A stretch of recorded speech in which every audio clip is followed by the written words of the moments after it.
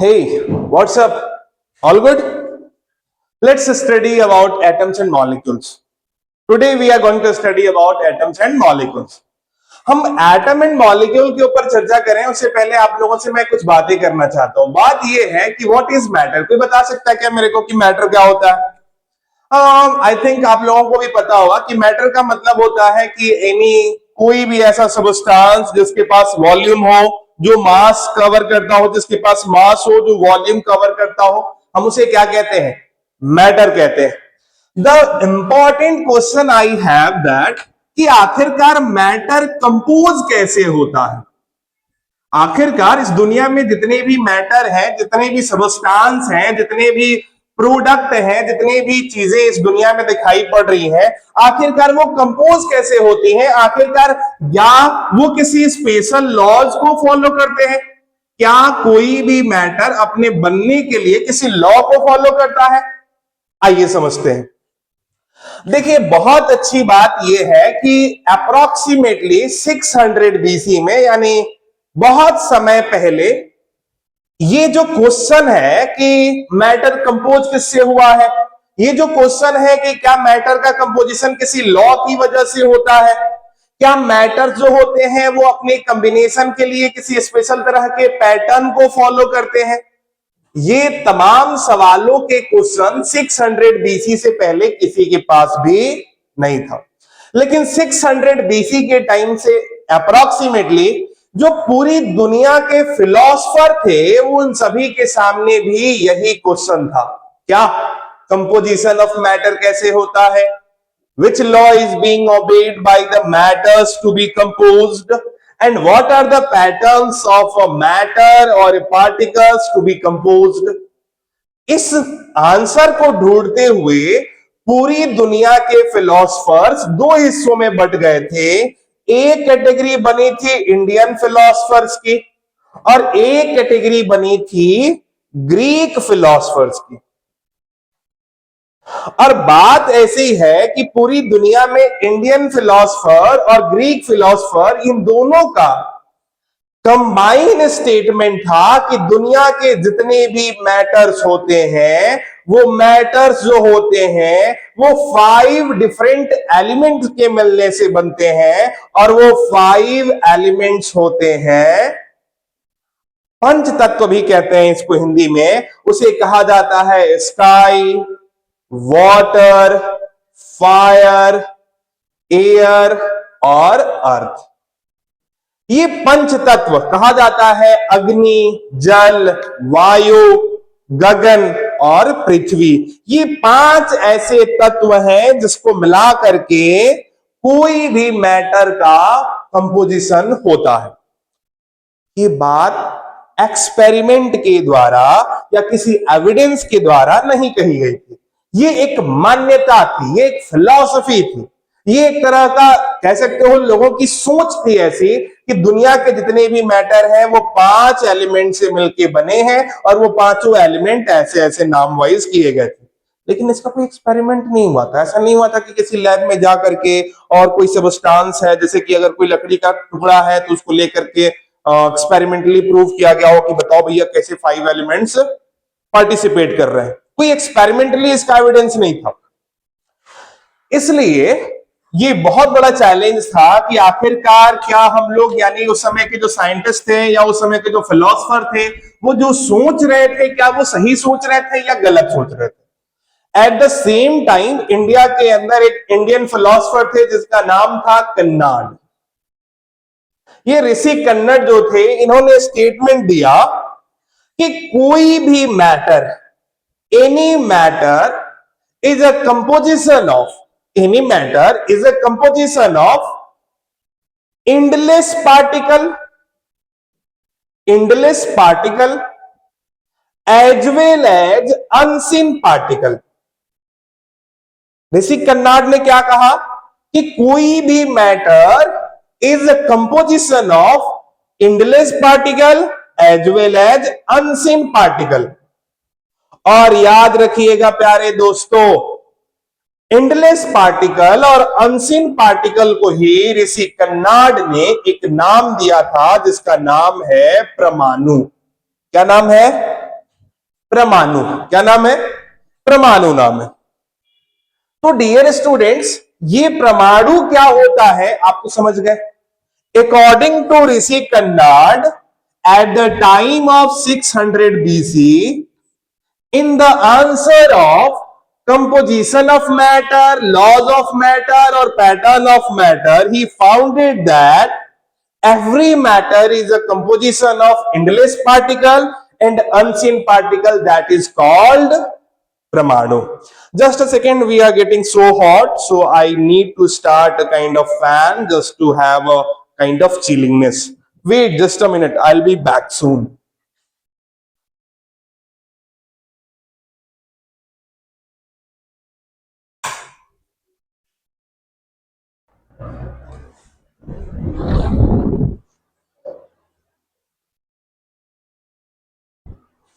Hey, I'm again back. Actually, I forget to turn on the fan, and that's why it became so hot. गर्मी तो बहुत पड़ रही है बाबू भैया, और इस गर्मी में भी हम लोग पूरी तरह से प्रयत्नशील हैं कि we took your classes properly.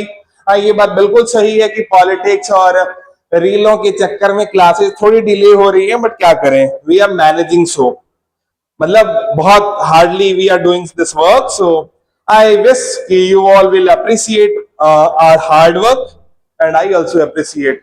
No, I don't appreciate. आगे बढ़ते हैं। तो ऋषि कन्नाड ने कहा था कि मैटर जो है इनलेस पार्टिकल और अनसीन पार्टिकल से बने होते हैं, जिसका नाम उन्होंने क्या रख दिया? परमाणु रख दिया। At the same time there were some Greek philosopher who also believe, who also do not deny the concept of Rishi Kanad. Greek philosopher ने भी ये बात एग्री करा कि दुनिया के जितने भी मैटर होते हैं वो एक खास तरह के पार्टिकल से बने होते हैं, जिसका नाम उन्होंने एटमस नाम रखा था। क्या नाम रखा था? Atoms. Basically in Greek the regional meaning of atmos is that a particle which is tiny and unseen। Greek word में या ग्रीक लैंग्वेज में ऐसा पार्टिकल जो बहुत ही छोटा है, ऐसा पार्टिकल जो बहुत ही छोटा होने के साथ साथ इनविजिबल है, हमें दिखाई, उसे हम क्या कहते हैं? एटमस कहते हैं। हालांकि यही एटमस आगे जा करके अपना नाम करेक्ट करते हुए फेमस हुआ with the name called atom. आप लोग समझ रहे हैं कि नहीं समझ रहे हैं? जैसे अभी खान सर और रोशन सर का मुद्दा चल रहा है, आधा दुनिया कह रहा है खान सर इज करेक्ट, आधा दुनिया कह रहा है रोशन सर इज करेक्ट, लेकिन कुछ तो ऐसे भी लोग होंगे जो दोनों को करेक्ट मान रहे होंगे, जो कह रहे होंगे ना भैया हयो सही है, हयो सही है। समझ में आ रहा है कि नहीं? कन्नाड भाई साहब कह रहे थे कि दुनिया 5 एलिमेंट से नहीं बनी है, दुनिया ऐसे पार्टिकल से बनी है जो बहुत छोटी है, जिसको इंडलेस कह सकते हैं, मतलब इनफाइनाइट पार्टिकल्स। और दूसरी बात उन्होंने ये भी कही कि ये अनसीन है, मतलब दिखाई नहीं देते। ये बात उड़ते उड़ते ग्रीक तक पहुंची और वहां के लोगों ने भी ये चीज को प्रूव करा कि हाँ बिल्कुल सही कह रहे हैं कन्नाड भाई साहब। कन्नाड भाई साहब जो कह रहे हैं कि पार्टिकल्स अनसीन है और इनलेस है, उसी उन्होंने भी अग्री करा और उन्होंने उसका नाम रखा एटमस।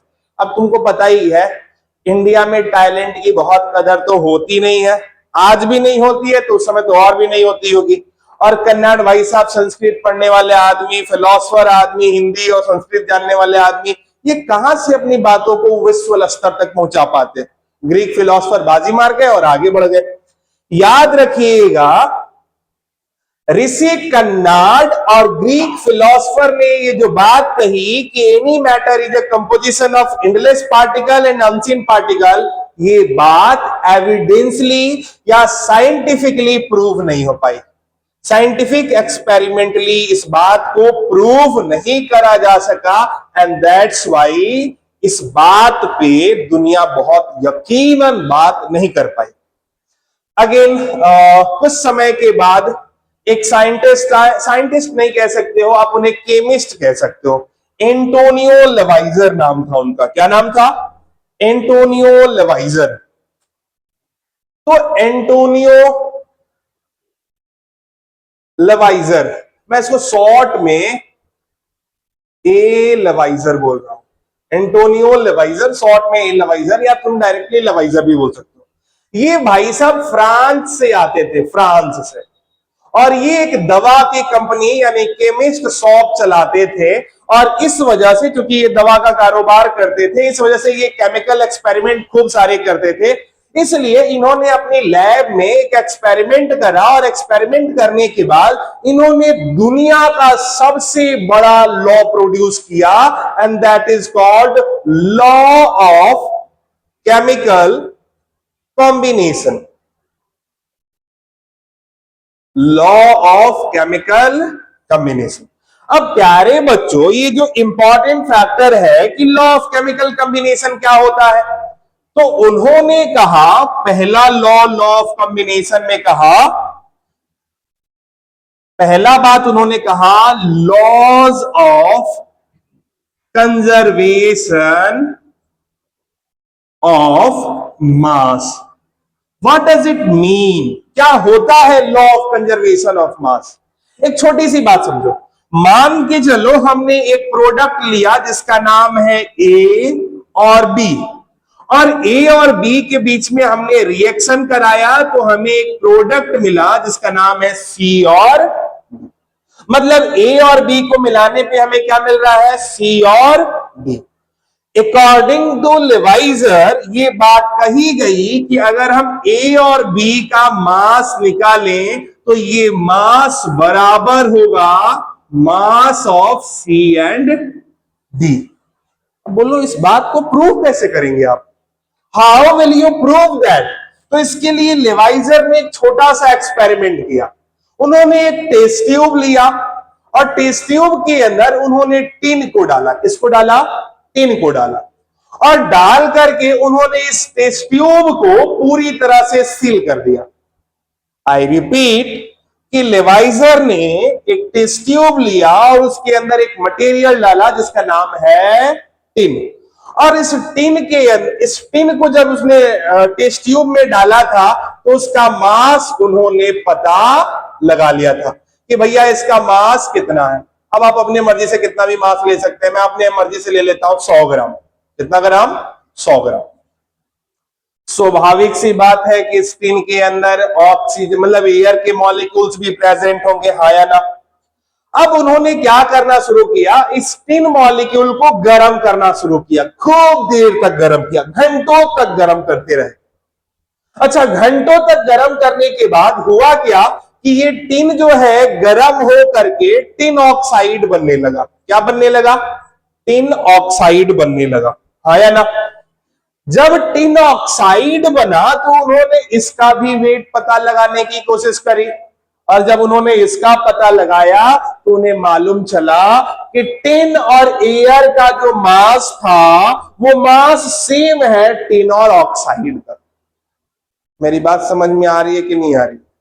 पहली बात, उन्होंने ऊपर से ब्लॉक कर दिया था, तो जो हवा प्रेजेंट था वो बाहर निकल नहीं पाया।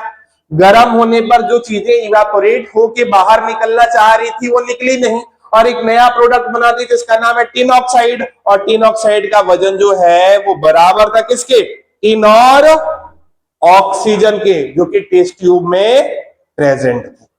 समझ आ रही है? नहीं आ रही है? एक और एग्जांपल देता हूं। मान के चलो तुमने चाय बनाने की सोची। क्या बनाने की सोची? चाय बनाने की सोची। और तुमने चाय बनाने के लिए 1 कप पानी डाला और 1 कप दूध भी डाला, आया ना? अब मान के चलो तुमने ऐसे बर्तन में चाय बनाया है जिसमें तुम जब चाय को गर्म करो या पानी या दूध को जब तुम गर्म कर रहे हो तो जो इवापोरेटेड यानी भाप बन के जो चीज निकल रही थी वो निकलने तुमने नहीं दिया, सारा कुछ को तुमने कंजर्व कर लिया। मतलब तुम सोचो कि कुकर टाइप में बना रहे हो, उसमें से गैस निकल नहीं रहा है, सारा का सारा गैस अंदर ही है। जब चाय बनेगी तो बताओ कितने कप चाय बनेगी? अगर तुमने डाला 1 कप पानी और 1 कप दूध है तो एज प्रोडक्ट तुम्हें जो चाय मिलेगा वो भी कितना कप होगा? 2 ही कप होगा, है ना? समझ रहे हो कि नहीं समझ रहे हो? सेम बात। अब बोलोगे सर थोड़ा सा कम हो जाता है, बेटा जो कम होता है वो तो इवेपोरेशन की वजह से कम होता है। अगर तुम उस इवेपोरेटेड मटेरियल को भी रोक लो, स्टोर कर लो, कलेक्ट कर लो, तो क्या वो बराबर नहीं होगा? हाँ या ना? बिल्कुल सही बात। तो लेवाइजर की जो सबसे पहली थ्योरी थी लॉ ऑफ कंजर्वेशन ऑफ मास, ये बड़ा हेल्प किया, लेकिन याद रखिएगा ये बात भी एक्सपेरिमेंटली प्रूवन नहीं थी, ये सिर्फ एक थ्योरी के रूप में लेवाइजर ने ये स्टेटमेंट फॉर्मुलेट किया था। अगर मैं तुमसे ये कहूं कि define law of conservation of मास, तो इसको डिफाइन करने के लिए आप कह सकते हैं there is no detectable gain और loss of the mass of reactant and the mass of product. मतलब किसी तरह का गेन और लॉस नहीं होता है एलिमेंट के मास का while chemical reaction, while chemical reaction. समझ रहे हैं कि नहीं समझ रहे हैं? अच्छा, इन्होंने एक दूसरा भी लॉ दिया था, वो है law of constant proportion, law of constant proportion. इसके अकॉर्डिंग दुनिया की कोई भी स्पेसिमेन या फिर आप कह सकते हो प्योर सबस्टांस या जितने भी प्योर एलिमेंट होते हैं या प्योर कंपाउंड होते हैं, वो जिस भी एलिमेंट से कंपोज्ड होते हैं या जिस भी चीज से बने होते हैं, हमेशा उस कंपोजिशन का वो फिक्स्ड रेशियो में होते हैं। जैसे एक छोटी सी बात समझो, मान के चलो तुम्हारे घर कोई गेस्ट आया हुआ है। क्या आया हुआ है? कोई गेस्ट आया हुआ है, और मम्मी ने बोला बेटा 1 कप चाय बना दो। अब तुमने पूछा भैया मम्मी 1 कप चाय बनाने में हमें कितनी चीनी लगानी पड़ेगी? मम्मी ने बोला बेटा 1 table spoon sugar is enough. मतलब 1 चम्मच चीनी डालोगे तो 1 कप चाय बढ़िया से बन जाएगी। किसी दिन तुम्हारे घर में 100 गेस्ट आ गए, यानी 100 कप चाय बनाना पड़ेगा। तो बताओ कितना चम्मच चीनी डालोगे तो 100 कप चाय प्रॉपर मीठा के साथ बनेगा? बताओ बताओ, कमेंट करो कि कितना चम्मच चीनी डालोगे तो बढ़िया मीठा होगा। अगर मैं बेवकूफ तुम लोगों को नहीं समझ रहा हूं और तुम लोग समझदार हो तो ऑब्वियस सी बात है कि तुम लोग कमेंट करोगे सर 100 टेबल स्पून अगर हम चीनी डालें तो ये प्रॉपरली मीठा होगा। क्या तुम नोट कर रहे हो कि 1 कप बनाना हो चाहे 100 कप बनाना हो, हमेशा हम चीनी और चाय का रेशियो कांस्टेंट रख रहे हैं, आया ना? वैसे ही अगर हमें पानी बनाना हो, वाटर बनाना हो, तो वाटर बनाने के लिए हमेशा जो रेशियो लगती है वो इनके मास का कांस्टेंट रेशियो होता है। जैसे कि आपको पता है हाइड्रोजन का मास होता है 1 और ऑक्सीजन का मास होता है 16। लेकिन पानी को बनाने के लिए हम 2 हाइड्रोजन ले रहे हैं, तो हमें हाइड्रोजन का मास कितना करना पड़ेगा? ट्वाइस करना पड़ेगा। और ऑक्सीजन हम 1 ले रहे हैं, तो ऑक्सीजन हमें कितना लेना पड़ेगा? 16। यानी कभी भी पानी को बनाने के लिए, चाहे वो किसी भी रिसोर्स का हो, चाहे वो नदी के रिसोर्स का हो, तालाब के रिसोर्स का हो या कहीं का भी हो, रेशियो हमेशा 2:16 का ही होता है। अब कुछ गधे लोग इसको सिंप्लीफाई करके कहेंगे सर नहीं 1:8 का होता है। भाई कर लो, हमें क्या दिक्कत है, तुम इसको सिंप्लीफाई भी कर सकते हो। तो पानी बनाने के लिए हाइड्रोजन और ऑक्सीजन का रेशियो क्या होगा? हमेशा 1:9, 1:8। अच्छा, ये 1:8 क्या प्रोड्यूस करेगा? 9 यूनिट ऑफ वाटर को प्रोड्यूस करेगा। समझ में आ रही है बात कि नहीं आ रही है बात? जब लेवाइजर ने ये बातें कह दी तो उसके बाद, अच्छा मैं ये बातें बता तो रहा हूं लेकिन मैं ऑलरेडी ये बात कह चुका हूं कि फ्रेंच केमिस्ट ने इन बातों को एक्सपेरिमेंटली प्रूव नहीं करा।